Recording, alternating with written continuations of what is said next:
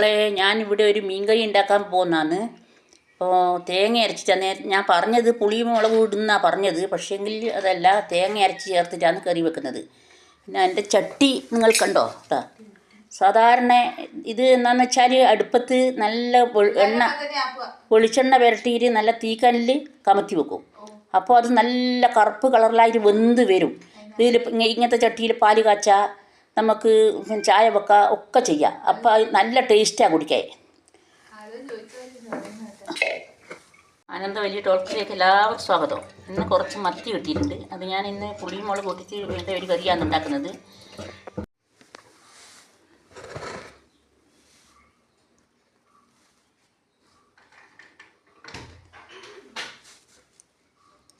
മക്കളെ, ഞാനിവിടെ ഒരു മീൻകറി ഉണ്ടാക്കാൻ പോകുന്നതാണ്. അപ്പോൾ തേങ്ങ അരച്ചിട്ട് ഞാൻ പറഞ്ഞത് പുളിയും മുളകും ഇടുന്നാണ് പറഞ്ഞത്, പക്ഷേങ്കിൽ അതല്ല, തേങ്ങ അരച്ച് ചേർത്തിട്ടാണ് കറി വെക്കുന്നത്. പിന്നെ എൻ്റെ ചട്ടി നിങ്ങൾ കണ്ടോ? സാധാരണ ഇത് എന്താണെന്ന് വെച്ചാൽ അടുപ്പത്ത് നല്ല വെളിച്ചെണ്ണ പുരട്ടിയിട്ട് നല്ല തീക്കനലിൽ കമത്തി വെക്കും. അപ്പോൾ അത് നല്ല കറുപ്പ് കളറിലായിട്ട് വെന്ത് വരും. ഇതിൽ ഇങ്ങനത്തെ ചട്ടിയിൽ പാല് കാച്ചാൽ നമുക്ക് ചായ വെക്കാം, ഒക്കെ ചെയ്യാം. അപ്പോൾ അത് നല്ല ടേസ്റ്റാണ് കുടിക്കാൻ.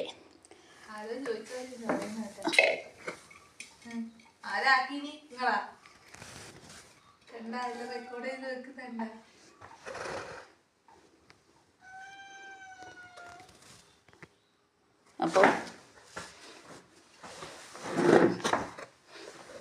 തേങ്ങ അമ്മിയിലിടുന്നുണ്ട്, മിക്സി ജാറിലിടുന്നുണ്ട്. ഒരു മുറി തേങ്ങയാണ് എടുത്തിട്ട്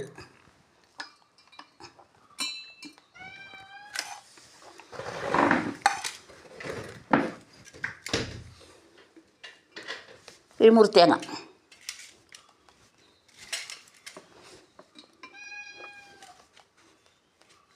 വെച്ചിട്ടാണ് വെക്കുന്നത്.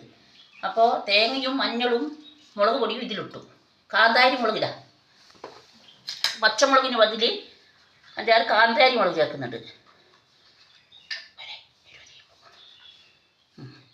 5-6 വെളുത്തുള്ളി, വെളുത്തുള്ളി, ഇഞ്ചി ഇടാം. വെളുത്തുള്ളി ഇറക്കണ്ട, നന്നായി അരിഞ്ഞിട്ടുണ്ട്. ഇതിലേക്ക് ചേർക്കുന്ന വെച്ച് പാകത്തിന് എല്ലാം ഉപ്പും മുളകെല്ലാം നോക്കി വാങ്ങി വെക്കാം.